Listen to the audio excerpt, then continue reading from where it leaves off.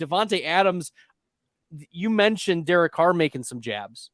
Davante Adams has already voiced some displeasure with the Vegas Raiders, and the Raiders have come out and said, oh, he has the right, he has the space to be able to do that. I'm majorly concerned for Davante Adams, not only because the age cliff could be coming for a 31-year-old wide receiver, but also because we saw him in a different role last year with Derek Carr. He had a career high, I think, in yards per reception. He still had the touchdowns, but it made up for the lack of efficiency. He disappeared in a lot of games. He never disappeared when it was Aaron Rodgers throwing to Davante Adams. And now we've got question mark upon question mark for Jimmy Garoppolo. Maybe it's rookie Aiden O'Connell. Maybe the Raiders go out and sign a free agent. There's been rumblings about Tom Brady. I don't believe that. But there are just so many pathways for Davante Adams to fail that we can't expect him to repeat as a top 5 wide receiver this year. He's on a red flag pathway for me going into 2023. When you're looking at a talent standpoint, there's still no doubt about it that Davante Adams is a top 5 wide receiver in the league. No doubt about it. No one's questioning the talent here when it comes to Davante Adams. But we are questioning who the quarterback is going to end up being. Heck, it could even be Carson Wentz. That's where we're at right now.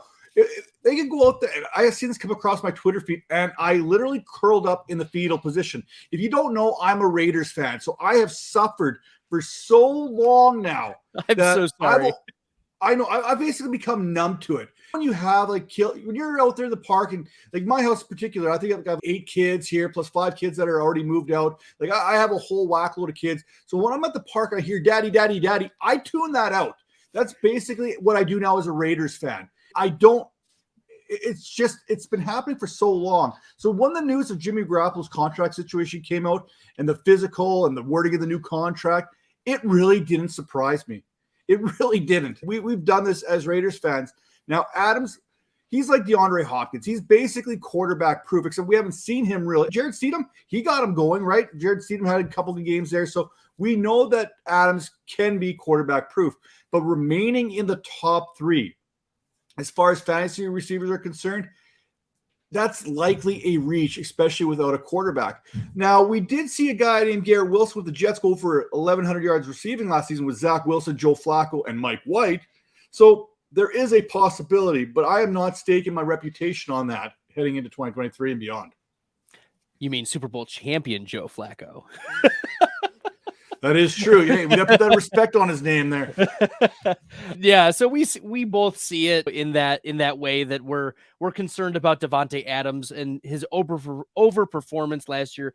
And yes, like the Raiders lose Darren Waller, but also gain Jacoby Myers. There's also questions of what this offense is going to look like. So I have skepticism, and the resident Raiders fan Matt Donnelly also has some skepticism. Yeah, even further to that, I don't think this wide receiver room is going to look like this come June 1st. They've invested more money into the wide receivers than any other team in the league. You mentioned Davante Adams. They shelled out good money for Jacoby Myers. Hunter Renfrow is there. I think Renfrow is the odd man out. I don't see him start on this Raiders roster come week number 1. You heard it here first, guys.